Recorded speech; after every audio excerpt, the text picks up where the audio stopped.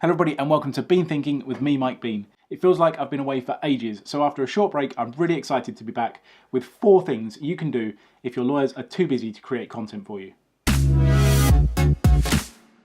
One of the best things about content marketing is that it gives your audience an insight into the minds of your lawyers, and it can help to create a direct personal connection between the buyer and the person who will actually deliver the service. The content your lawyers produce, whether written, spoken, or in video form on screen, is the closest most clients will ever get to a try before you buy deal.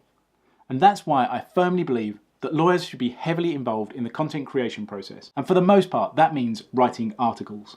But what do you do if you're a marketer and the lawyers you are supposed to be promoting aren't delivering what you need from them?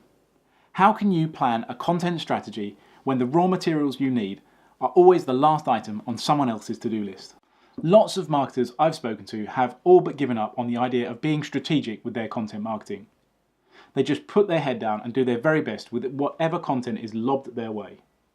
These marketing professionals are working really hard and doing their very best, but it's just not an efficient way of doing things, and firms that force their marketing departments to work this way are really missing out. In today's video, I'd like to suggest a different approach where marketers take matters into their own hands and originate content themselves. If we leave aside the technical, legal updates that only lawyers can produce, there are many other categories of content that offer value to law firm clients, but which require no legal knowledge at all to write, produce, or organise.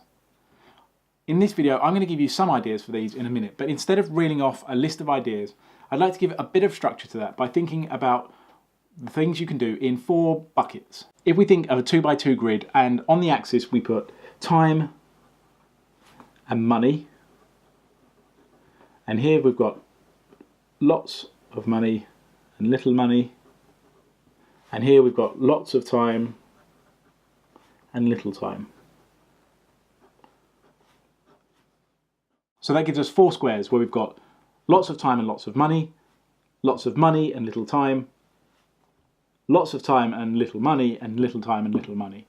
So I'm going to go through each one of those in turn to give you some suggestions for what you can do in your particular circumstances. So let's start up here with the easy one.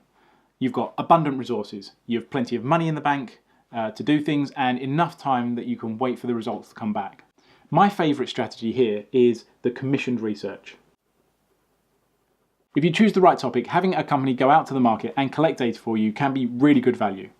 The results can be newsworthy in their own right, resulting in mainstream press coverage, and the data can be diced and chopped up in all different ways to keep your content machine fueled up for weeks to come. That takes care of the easy one and perhaps the rarest situation. It is very rare to find yourself in a situation, unless you plan for it, where you've got lots of time and lots of money to play with. So as we move through them, they become slightly more likely. So let's have a look at this one. Lots of time, but little money. In this situation, I start to think about curation and retelling old stories in new and interesting ways, perhaps drawing on the talents of your non-lawyer professional colleagues. Norton Rose, for example, fills their entire Instagram channel and a good deal of their quarterly publication with photographs taken by their own staff in locations around the world where they have offices.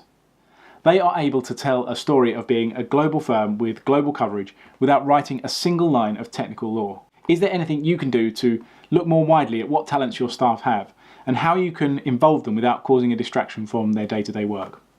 So up here we have curation and rehashing. And we can move down here. Lots of time and lots of money and little time. This is the situation where you're under considerable time pressure, but you've got plenty of the bank to buy a solution. A friend of mine calls this the executive option, and it's essentially throwing money at the situation to make up for poor planning or bad luck. When you find yourself in this quadrant, it's a good time to call in professional creatives. You can have videographers film your events, artists interpret your existing material in visual form, journalists to research and write about the industries your clients care about. And you can even afford to pay for freelance lawyers to be embedded in the marketing department to produce legal updates.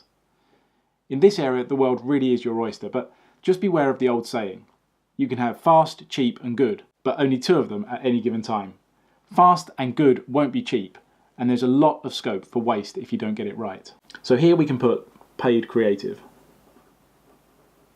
Finally, that brings us to the bottom corner, the one everyone's been waiting for. What do you do if you've got no time and absolutely nothing in the budget? For many years, I didn't have any answer to this other than to offer my condolences. But I've recently discovered Creative Commons and other forms of open licensing. There is a huge amount of content published on the internet under a form of license that encourages it to be reused, sometimes even for commercial purposes.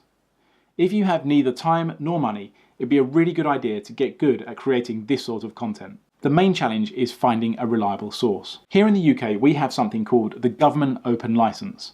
The GOL is a very open form of licence that lets you use content published by the government for a wide range of other uses, including exploiting it commercially.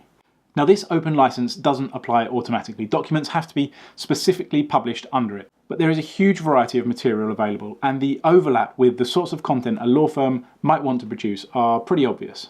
The Government Open Licence and other similar open licensing schemes really are a godsend if you're a legal marketer with no time or money.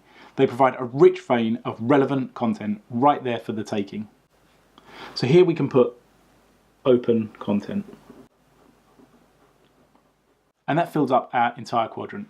Now, I firmly believe that lawyer-produced content, especially when produced under the guidance of professional in-house marketers, is the best way to communicate what makes a law firm special. A strategic content plan is much more resilient if it doesn't rely wholly on the efforts of very busy people for whom marketing is not a top priority.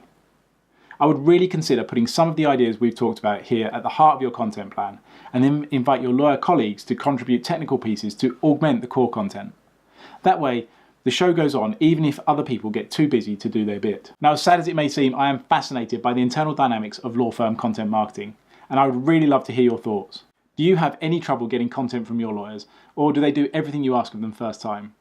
If you're a lawyer, what do you think of non-legal content being used to promote your firm? And what could your marketing professionals do to make life easier for you? Please do share your thoughts in the comments. I would really love to read them. Thank you so much for watching today's episode. Please do hit the thumbs up button or the like button if you enjoyed it. Post in the comments if you've got anything to add. And please do consider subscribing to the channel if you're not already, or following me on LinkedIn if you would like to see more of this sort of content. In the meantime, thanks for watching, and I look forward to seeing you in the next one.